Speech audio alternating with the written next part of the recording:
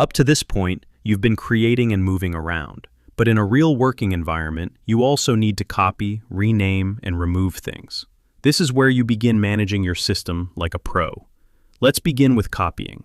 The cp command allows you to duplicate files and directories.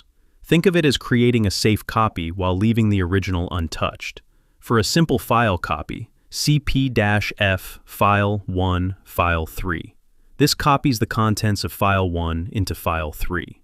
The -f option means force, so Linux won't ask before overwriting file 3 if it already exists.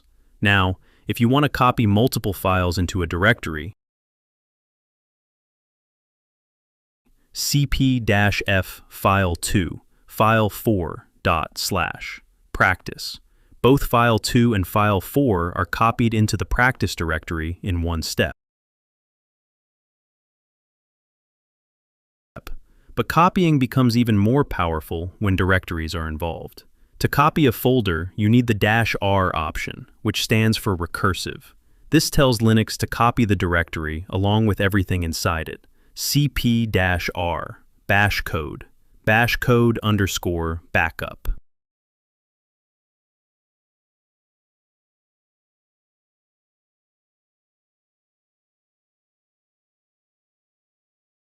Now you have a full duplicate of the bash code directory, including all its files and subdirectories.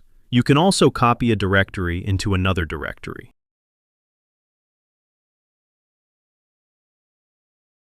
cp-r bashcode./practice. This places a copy of bash code inside the practice folder.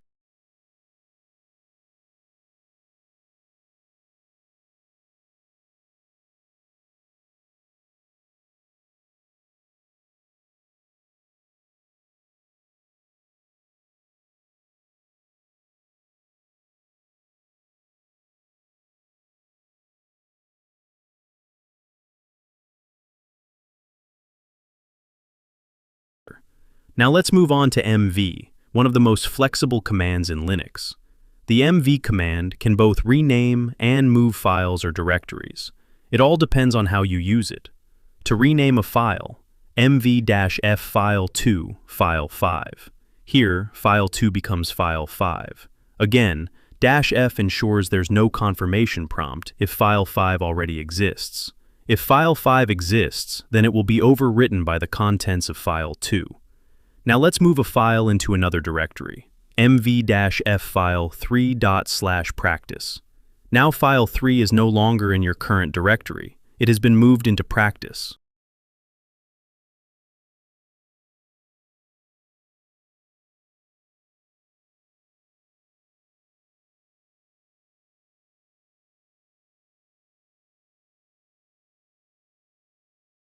The same idea applies to directories. To rename a directory, mv bashcode bashcodes. You've simply changed its name. Nothing inside it is affected.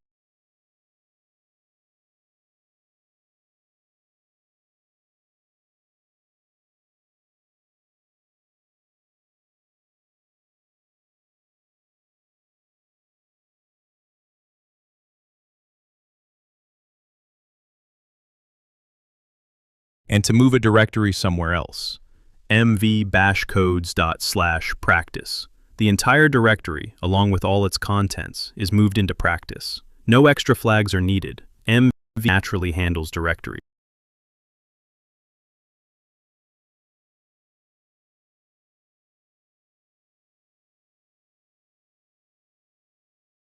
Now comes the part where you need to be a bit more careful: deleting.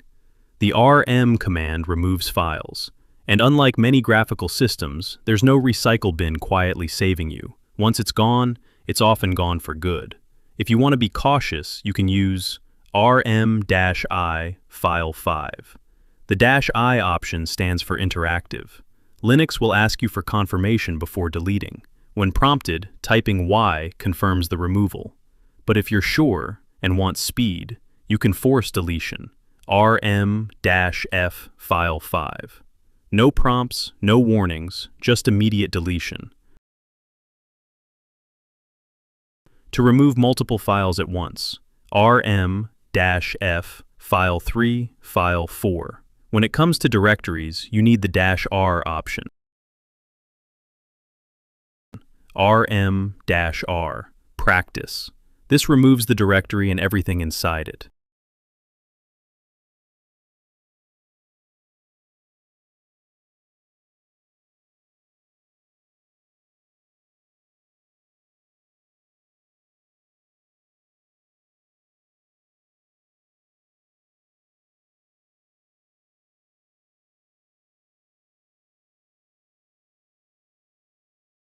And if you combine it with force, rm-rf, practice, this becomes a powerful command, fast, silent, and unforgiving. Use it carefully. A key point to always remember. Be very careful with rm, especially when using -f or -r. Mistakes here can be difficult or impossible to undo. Finally, let's look at rmdir. This command is specifically for removing empty directories. For example, rmdir, practice. This works only if practice has nothing inside it. If you try to remove multiple empty directories, rmdir, bash codes, Linux 2025, Linux 2026. Linux will remove each one, as long as they're empty. There's also the -p option. rmdir-p, practice. Here's a small clarification. The -p option removes a directory and its parent directories, but only if they are empty. It's useful when cleaning up nested empty folders. At this stage, you've crossed an important line. You're no longer just navigating Linux, you're managing it. You can copy, move, rename, and delete with confidence.